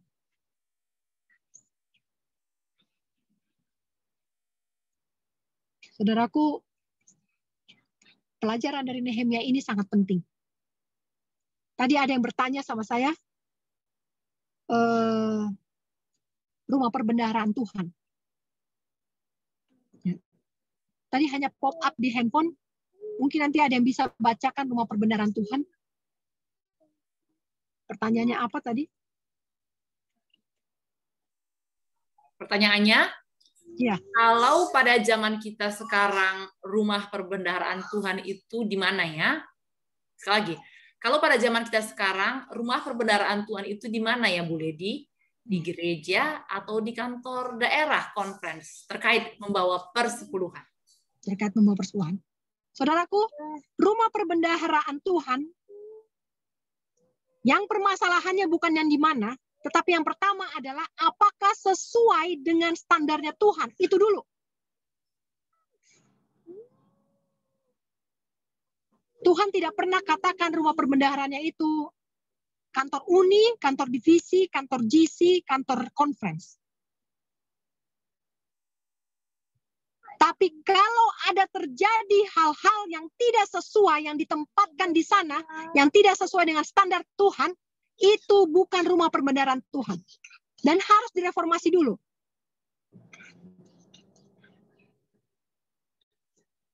Itu jelas.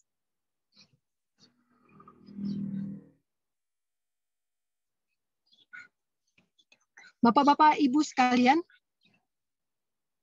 saya tidak menghimbau tentang pengumpulan persepuluhan di sini. Karena seperti yang tadi Nehemia, cerita Nehemia, kalau setiap anggota jemaat mempelajari firman itu dengan sendiri, maka tidak perlu mereka dihimbau-himbau untuk memberi.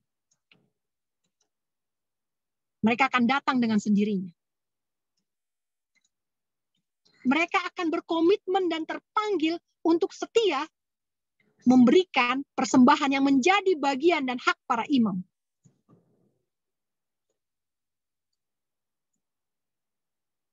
Dan pada zaman Nehemia terjadi penghentian persembahan dan perpuluhan. Orang-orang tidak membawa lagi persembahan dan perpuluhan ke rumah perbendaharaan Tuhan. Kenapa?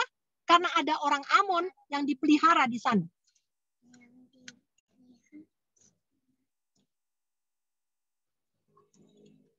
Bapak Turangan, saya tidak bisa menjawab rumah perbendaharaan Tuhan itu gereja atau kantor daerah. Karena tidak ada tulisan yang mengatakannya. Tetapi pengaturan tentang perpuluhan dan persembahan itu ada jelas. Dan apapun atau siapapun yang tidak bekerja sesuai dengan nasihat yang sudah diilhamkan, peraturan, kalau dulu bangsa Israel sesuai dengan hukum Musa, kalau sekarang kita punya roh nubuat sebagai guidelines kita, sebagai tambahan, siapapun yang tidak menjalankan rumah perbendaharaan Tuhan sebagaimana yang telah dicanangkan, itu bukan lagi rumah perbendaharaan Tuhan.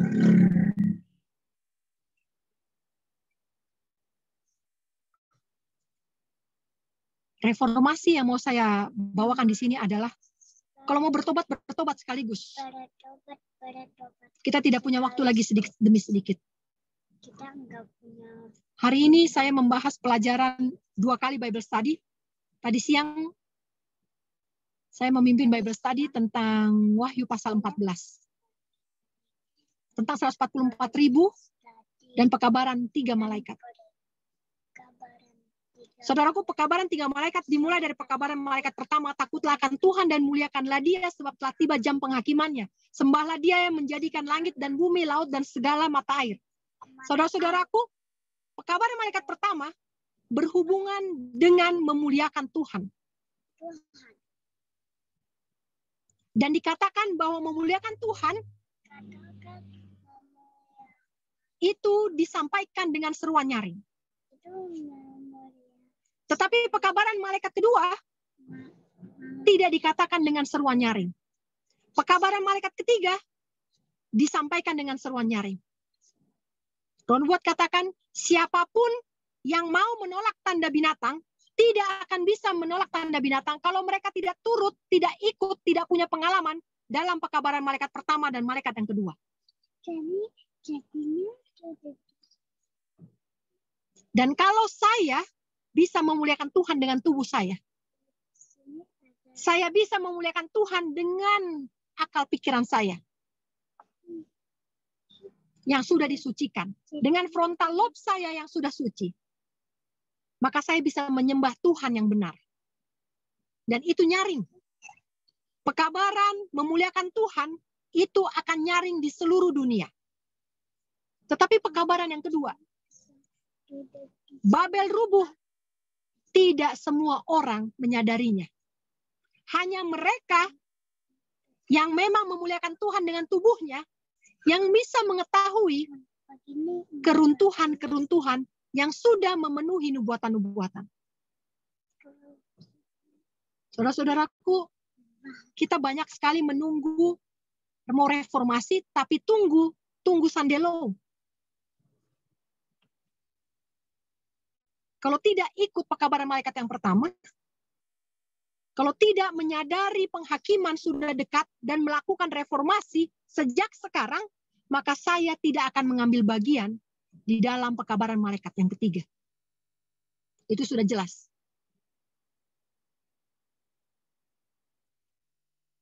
Kalau mau reformasi, reformasi sekarang. Kita tidak bisa nunggu terlalu lama untuk pekerjaan pembaharuan, reformasi karakter dan tabiat. Diperlukan orang-orang seperti Nehemia yang tidak berbasa-basi.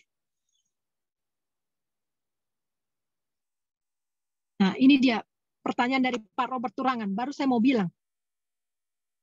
Diperlukan orang-orang seperti Nehemia yang bisa melakukan reformasi. Pertanyaannya adalah, siapa yang harus mereformasi? Kalau dulu Nehemia yang lakukan, sekarang siapa? Karena pendeta sudah diurapi. Kita tidak boleh mengganggu orang yang sudah diurapi Tuhan. Bagaimana dengan hal ini? Saudaraku, Imam Eliasib diurapi atau tidak? Dia adalah imam besar. Ketika Nehemia lempar barang-barang Tobia keluar dari bilik perbendaharaan rumah Tuhan. Siapa yang menempatkan Tobia di sana? Imam besar yang tempatkan. Imam besar yang tempatkan Tobia di sana. Imam besar itu ditunjuk langsung oleh Tuhan. Kita ingat penunjukan Harun sebagai imam itu dengan tongkat Harun yang berbunga. Ya. Jadi ini keimamatan Harun ini mutlak Tuhan yang tunjuk. Bukan manusia lagi. Yang mengurapi Harun itu dan keturunannya menjadi imam besar adalah Tuhan.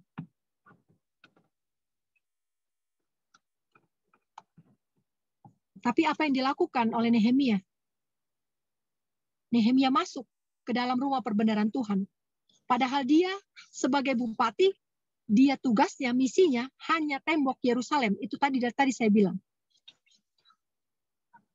Tetapi ketika terjadi pelanggaran terhadap hukum Tuhan, Nehemia maju dan berangkat untuk memperbaiki. Jadi Pak Turangan, Nehemia itu adalah orang awam. Orang awam, Pak. Orang awam yang menyelidiki kitab suci dan memahami kitab suci dengan benar. Yang pengertiannya tidak bergantung kepada orang lain. Inilah yang Tuhan bisa gunakan untuk menjadi perpanjangan tangan Tuhan. Dan Nehemia yang sekarang ini akan muncul. Yang sekarang ini Tuhan akan utus adalah orang awam. Mereka yang sudah berdamai dengan Tuhan.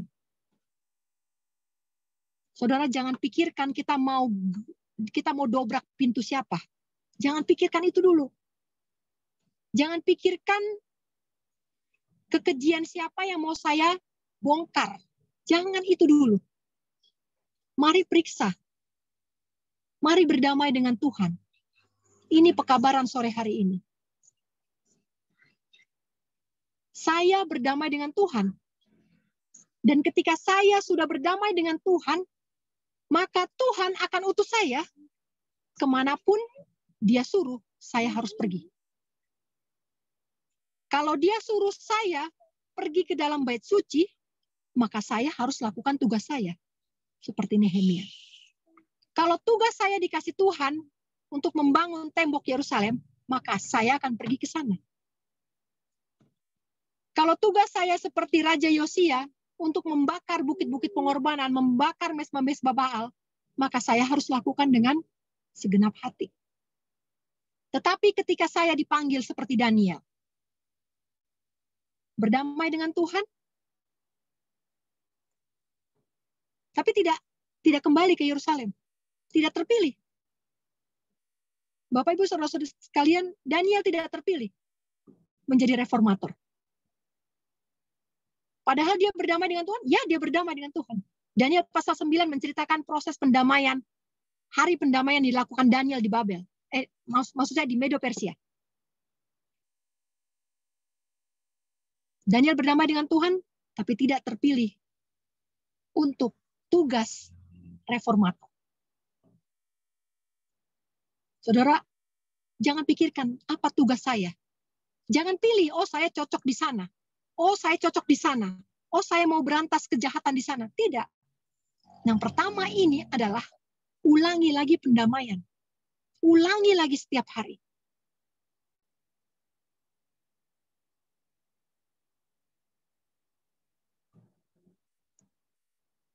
Semoga saya menjawab pertanyaan Pak Turangan. Siapakah Nehemia sekarang ini? Nehemia sekarang ini adalah orang yang sudah berdamai dengan Tuhan. Baik, pelajaran saya sampai di sini.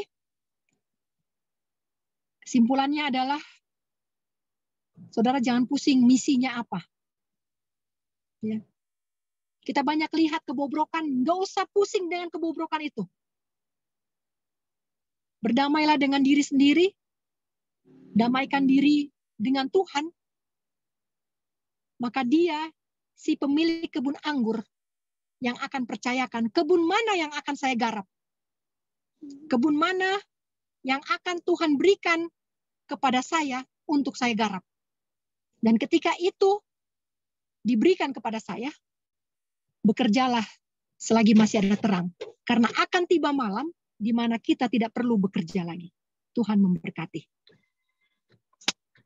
Terima kasih, Kak. Mungkin ada pertanyaan dari teman-teman semuanya?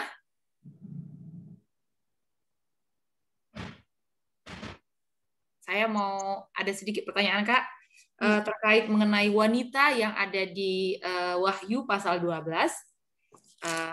Pengertian saya selama ini bahwa perempuan ini adalah gereja yang suci. Dan gereja itu di ayat 6 itu mengalami penganiayaan dan Tuhan menolong dia dalam waktu 1260 tahun ya. Kita tahu itu di zaman ke-8 dan juga pada ayat yang ke-17 ya, pasal yang sama, maka marahlah naga itu kepada perempuan itu lalu pergi memerangi turunan yang lain yang menuruti hukum-hukum Allah dan memiliki kesaksian Yesus. Pengertian saya selama ini adalah gereja Tuhan, gereja yang benar, dan ini adalah wanita, pengantin wanita yang akan pernikahannya bersama dengan anak domba itu, yaitu gereja yang suci itu, yang menjadi 144.000, yang akan menjadi pengantin wanita itu. Saya baru dengar pada sore hari ini, perempuan yang samakah itu yang ada di dalam Wahyu pasal 17, karena selama ini saya lihat bahwa wanita ini adalah wanita pelacur, dalam arti ibu dari semua pelacur, ibu dari gereja-gereja yang semua banyak sekali sekarang.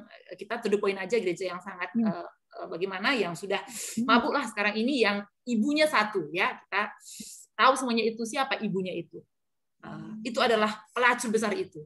Saya baru dengar hari ini, sore ini, bahwa wanita yang berada di pasal 12 itu berubah menjadi wanita yang pasal 17 ini. Bisa diterangkan, Kak, sedikit? Dan bila ada roh nubuat yang menguatkannya. Ya, jadi ini bisa dibaca di buku Daniel Revelation Uriah Smith. Uriah Smith, kalau ada yang punya, ini nggak ada bahasa Indonesianya, dan hard copy-nya juga nggak ada. Tapi saya punya PDF-nya. Nanti saya share ya Bu ya. Kalau Ibu punya, mungkin Bapak punya. Bapak pendeta pasti punya ini. Jadi pengertian Daniel dan Revelation yang ditulis oleh hamba Tuhan Uriah Smith. Uriah Smith ini adalah editor Review and Herald percetakan kita yang back to back bekerja dengan James White selama hidupnya untuk mengerjakan mengoperasikan percetakan kita. Jadi di sini yang menuruti hukum Allah dan kesaksian Yesus bukan perempuan itu ya Bu. Setuju ya? Keturunannya.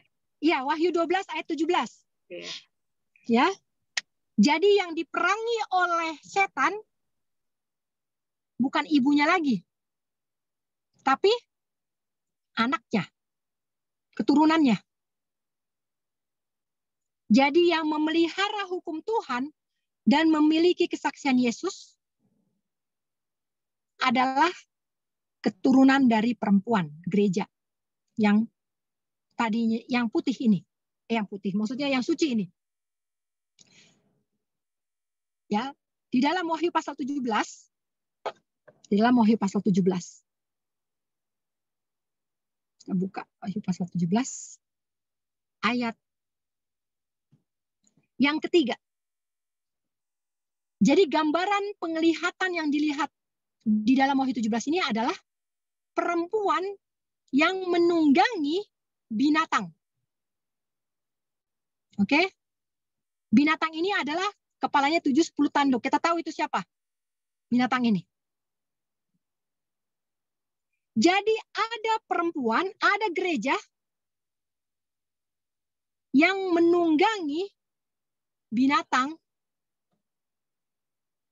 yang 10 tanduk ini. Kalau binatang yang 10 tanduk ini udah jelas identitasnya siapa. Ini adalah binatang yang keluar dari dalam laut.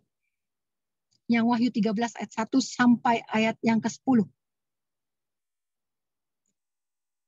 Tetapi sekarang waktu di Wahyu 13 Yohanes melihat binatang ini, ya. Yohanes melihat binatang yang serupa, yang kepalanya 7, yang tanduknya 10, ini berdiri sendiri. Tapi kemudian dia melihat bahwa ini sudah ditunggangi oleh perempuan. Itu sebabnya, dan perempuan ini mabuk darah. Dan ketika melihatnya, Yohanes heran. Yohanes tidak akan heran kalau binatang atau kepausan yang mabuk darah. Dia nggak akan heran. Tetapi yang dia heran adalah yang mabuk darah bukan binatang berkepala 7. Yang mabuk darah bukanlah binatang yang bertanduk 10. Tetapi yang mabuk darah adalah perempuan itu.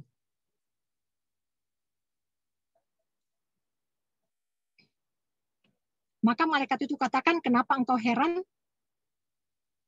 Maka dikasih tahu, binatang itu adalah siapa? Dan perempuan itu duduk di atas 7 gunung. 7 raja. Artinya kepalanya 7, binatang itu kepalanya 7, itu adalah 7 gunung, 7 raja. Dan binatang itu menunggangi 7 raja. Saudara tahu, binatang ini menunggangi 7 raja. Raja itu adalah bentuk pemerintahan sipil, sekuler. Jadi ketika perempuan ini adalah menggereja, ketika gereja menunggangi kekuasaan sekuler, maka ini adalah image of the beast. Ya.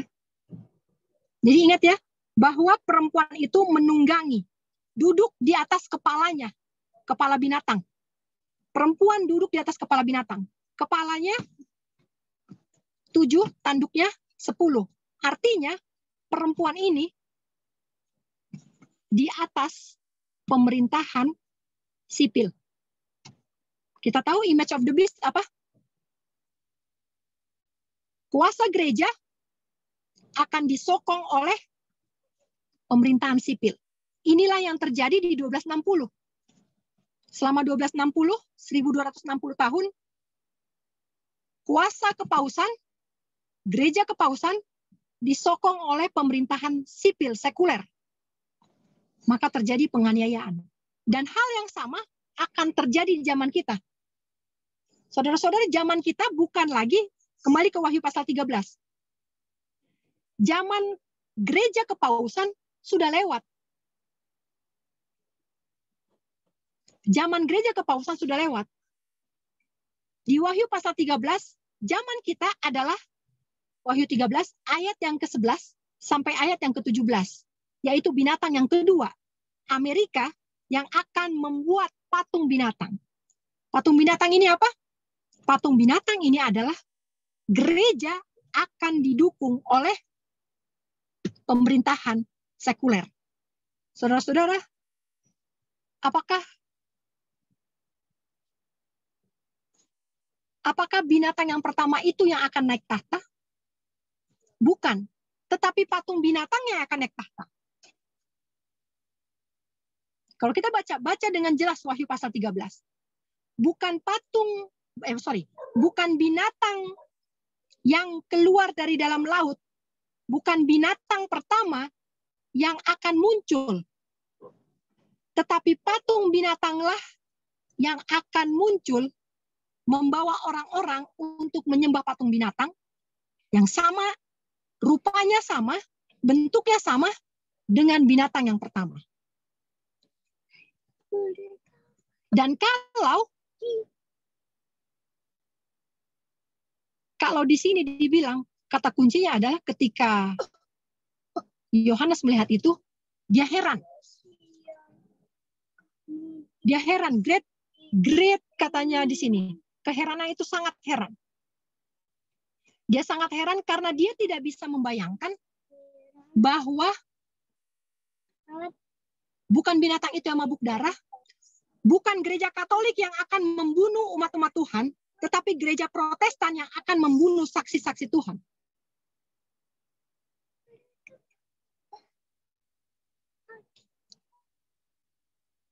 Gereja Protestan yang akan membunuh saksi-saksi Tuhan. Karena gereja Protestan sudah menjadi image of the beast. Gereja Protestan bukan beast, bukan binatang. Tapi dia cerminan, kembaran dari binatang itu.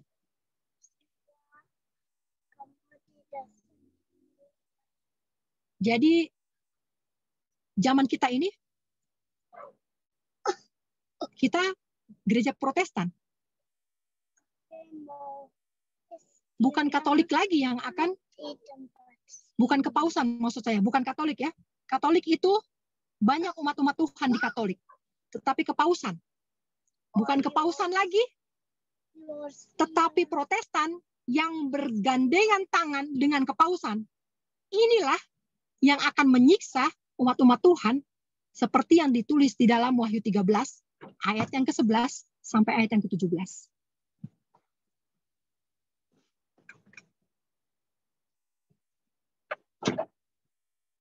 Kalau Ibu punya buku Uriah Smith, ini bisa baca di dalam Daniel pasal yang ke-17, Bu. Jadi buku Uriah Smith itu dia pembagiannya berdasarkan chapter Daniel. Jadi Daniel pasal 17 itu ada satu pembahasan. Ya, satu pembahasannya. Bukan Daniel, Wahyu. Wahyu pasal 17 ada satu pembahasannya.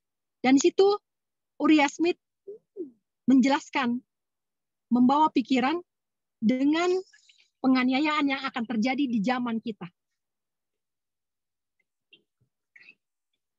Oke. Itu penjelasan sedikit dari saya. Ya, terima kasih Kak. Tapi sampai saat ini masih ada ya.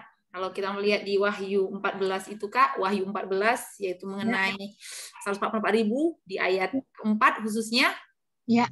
Mereka adalah orang-orang yang tidak mencemarkan dirinya dengan perempuan-perempuan karena mereka murni sama seperti perawan. Ya. Berarti itu adalah masih gereja, masih ada ya gereja yang manakah? Gereja yang suci yang tidak mencemarkan diri dengan gereja-gereja yang lain. Walaupun mungkin perempuan yang pertama tadi yang dijual sudah berubah, tapi masih ada ya perempuan-perempuan yang seperti perawan. Tapi bukan gereja ya Bu ya, remnant. Umat sisa ya, masih ada. Oke, terima kasih. Ada satu lagi pertanyaan Pak Robert Turangan. Makasih Bu Lady untuk pencerahannya. Kalau zaman sekarang rumah perbendaharaan sudah tidak sesuai dengan ajaran Tuhan, kemana harus saya serahkan persembahan dan persepuluhan? Bapak Turangan, ini tadi saya sudah jelaskan. Ini tadi saya sudah jelaskan. Saya tahu ini akan ditanyakan kalau saya bawakan ini. Tapi saya mau bawakan sekali lagi ya. Saya mau katakan sekali lagi. Bahwa orang yang akan menyanyikan lagu pujian dan hormat, membawa kehormatan kemuliaan bagi nama Tuhan adalah mereka yang menyelidiki sendiri firman itu dengan tangan mereka. Yang menelaah firman itu sendiri. Jadi Bapak, kalau saya kasih tahu buah pikiran saya ke Bapak, Bapak tidak akan menjadi kehormatan dan pujian buat nama Tuhan. Bapak pelajari, semuanya ada Pak. Semuanya ada. Kita punya terang kecil, terang besar. Kalau mengerti langsung dari Alkitab, puji Tuhan. Tapi kalau tidak mengerti, kita punya terang kecil yang akan menerjemahkan perkataan Alkitab ke dalam bahasa yang lebih sederhana.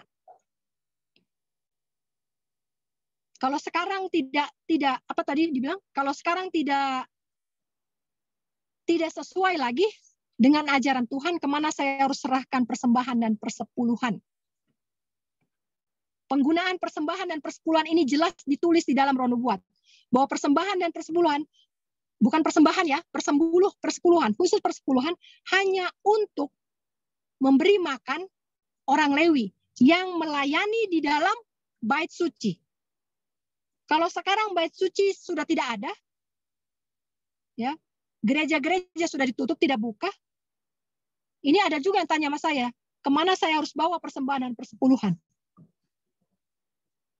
Perpuluhan tidak untuk hal lain kecuali hanya untuk penginjilan langsung. Hanya untuk penginjilan, bukan untuk fasilitas, bukan untuk dana transport, bukan untuk pertemuan-pertemuan, bukan untuk pendidikan, membiayai sekolah pendeta, bukan untuk dana miskin.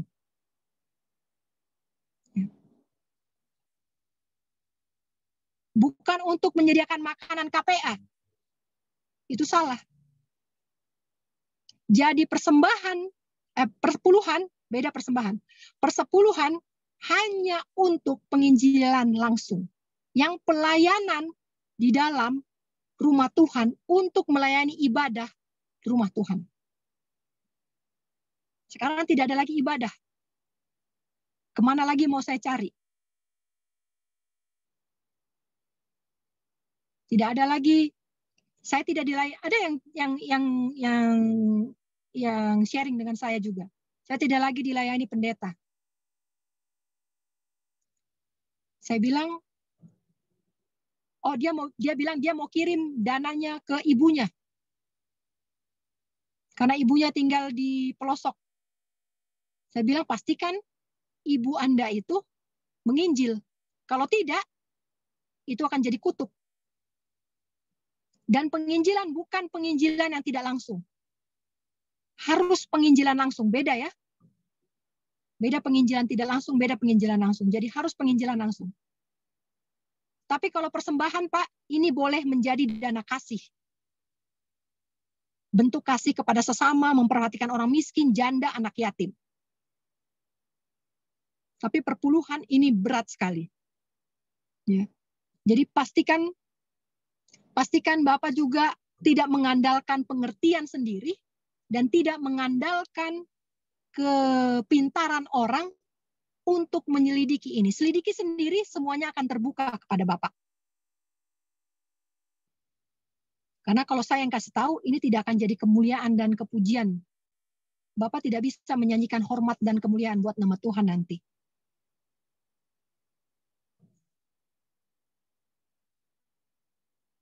Oke. Ada lagi?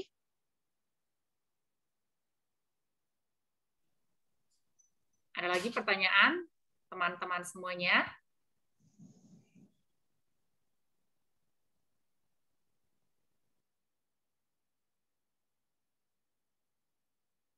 Terima kasih sama-sama, Pak.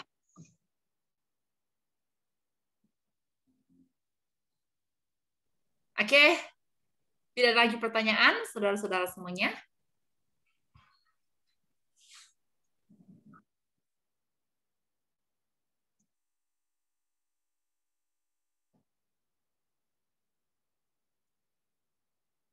Kalau tidak ada lagi, closing statement, Kak, sebelum kita tutup dengan doa yang dipimpin oleh Kak Lady. Ya. Saya mau ulangi sekali lagi, bahwa berdamai dengan Tuhan, ini adalah pekabaran terakhir pada zaman ini. Saudara-saudara jangan berpikir pekabaran malaikat, saudara-saudara jangan berpikir pekabaran malaikat ketiga itu adalah tentang kepausan. Sama sekali salah. Pekabaran malaikat ketiga adalah tentang righteousness of Christ. Kebenaran Kristus yang hanya bisa diperoleh dengan pembenaran oleh iman dan penyucian oleh penurutan. Jadi ini adalah yang saya bawakan, ini adalah pekabaran malaikat ketiga. Righteousness of Christ. Karena hanya orang-orang yang sudah berdamai dengan Tuhan yang bisa tolak tanda binatang. Saudara, banyak kali beberapa orang minta kepada saya untuk membicarakan nubuatan. 144.000. Peristiwa-peristiwa akhir zaman. Kepausan. Saya katakan, itu bukan hal yang penting untuk memperhatikan agenda kepausan. Yang terpenting pekabaran malaikat ketiga, di dalam buku Kemenangan Akhir, pekabaran malaikat ketiga adalah kebenaran Kristus. Bagaimana saya bisa mempunyai iman Yesus Kristus?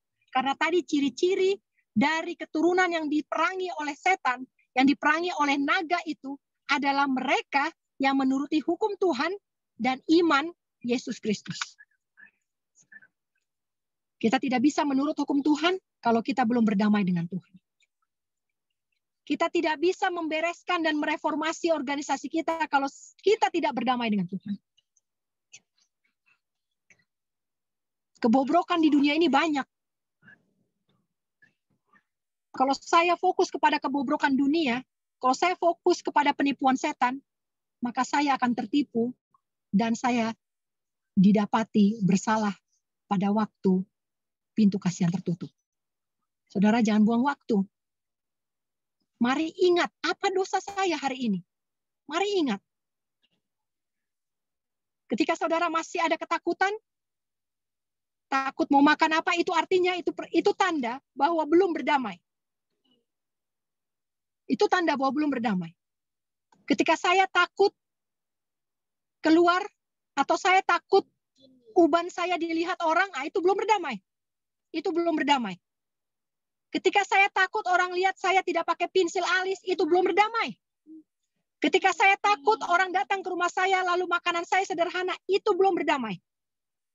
Ketika saya takut anak saya nanti sekolah bagaimana kalau saya tinggal di dosa, itu belum berdamai.